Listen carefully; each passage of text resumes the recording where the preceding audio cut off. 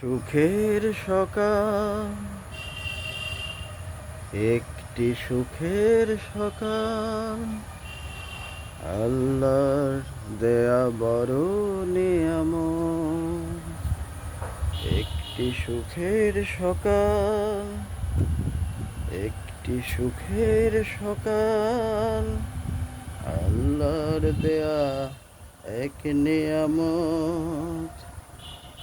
যদি তুমি ফজরের নামাজ জামাতের সাথে পড়ো, একটি সকাল হবে তোমার পৃথিবী হাতের মুঠোয়। পড়ে দেখো কত সত্য লুকায়িত আছে আল্লাহর নিয়ামত। ঘুম থেকে উঠে মসজিদে গিয়ে জামাতে ফজর পড়ো, তারপরে চাও ফজর জামাতে পড়ার পরে তারপরেও কোনোভাবেই মিস করো না এশার নামাজ জামাতে। আল্লাহ বলেছে এই দুটো নামাজ জামাতে পড়লে আল্লাহ হবে জিম্মাদার। আল্লাহ যদি আমার জিম্মাদার হয়, কিসের ভয় আমার? পরম বন্ধু আমাকে মুখে দেবে কালিমা।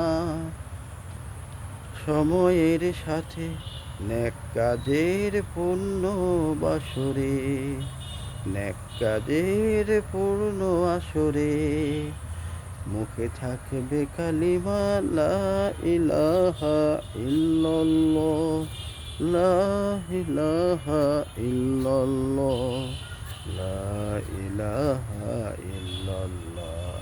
এটাই আমার স্বপ্ন আজকের এই সকালে। কবুল করবে আমারই রব, আমারই মালিক, যিনি পাঠিয়েছে আমাকে এই ধরনীতে।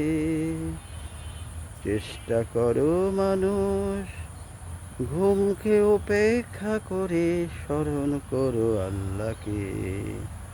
জিকিরের মাঝে থাকো, ফিকিরের মাঝে থাকো, দুনিয়া আখিরাতে শান্তি আসবে যে।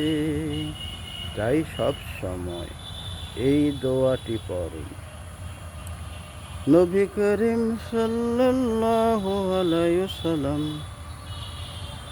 পড়তেন, বলতেন সবাইকে পড়তে, রব্বানা আতিনা ফিদ দুনিয়া হাসানা ওয়া ফিল আখিরাতি হাসানা ওয়া কিনা আযাবান নার।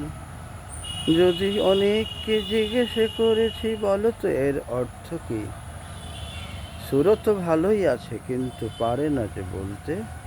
তাই আজ আমি সোশ্যাল মিডিয়ায় যে মানুষগুলো জানে না হৃদয়ঙ্গম করার আহ্বান জানিয়ে বলছি, অর্থ কত মজার আল্লাহ দিয়েছে, পড়তে বলেছে।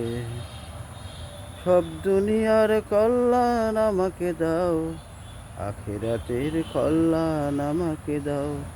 আর যদি বিস্তৃত করে বলা হয় তাহলে বলো, ইয়া রব এই জমিনে দুনিয়ার বুকে কতই না নিয়ামতের সম্ভার, তুমি আমাকে এগুলো দাও।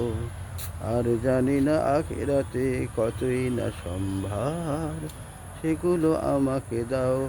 আর দোজখের আগুন থেকে বাঁচাও। আজকের এই প্রার্থনা আল্লাহ কবুল করুক ইনশাআল্লাহ। পরপারে কালিমার সাথে যেতে চাই। আমিন সুম্মা আমিন।